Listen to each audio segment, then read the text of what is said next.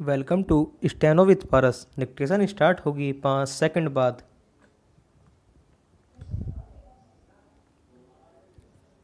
Start.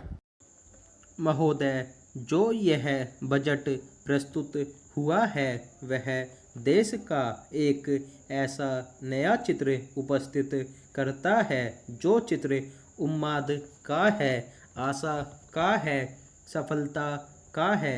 इसमें नए कर ज़्यादा नहीं लगाए गए हैं और जो थोड़े से कर लगाए भी गए हैं वे इस ढंग से लगाए गए हैं कि सभी लोगों पर उसका बोझ पड़ता है। इससे भी उनको निराशा हुई है। दूसरी बात जिससे उनको निराशा हुई है यह है कि 1-2 वर्ष देश को लेन देन के मामले में कठिनाई का सामना करना पड़ा था।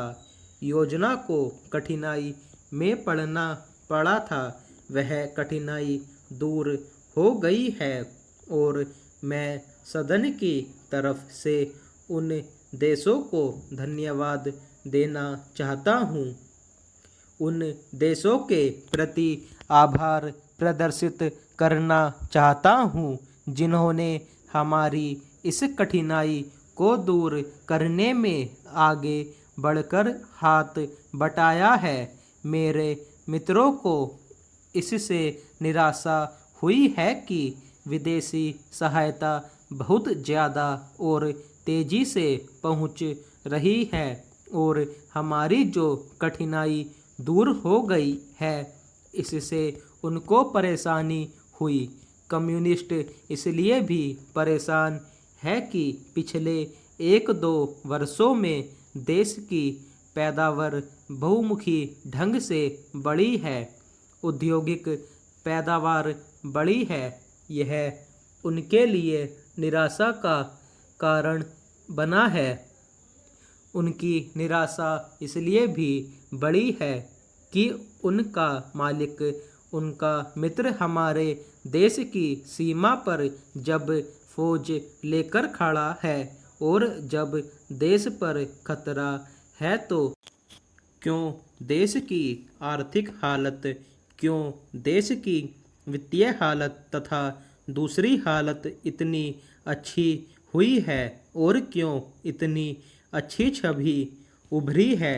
लेकिन उनकी निराशा हमारी सबसे बड़ी आशा है, उनकी असफलता हमारी सबसे बड़ी सफलता है और मैं समझता हूँ कि उनके भाषण हमारे वित्त मंत्री महोदय के लिए सबसे बड़े बधाई के भाषण हैं। पहला 2-3 और चीज़ों की ओर मैं आपका ध्यान दिलाना चाहता हूँ, उनकी और दूसरे माननीय सदस्यों ने भी आपका ध्यान दिलाया है। हमारी सरकार का ध्यान भी उस ओर गया है, लेकिन मैं समझता हूँ कि उन पर और अधिक ध्यान देने की आवश्यकता है।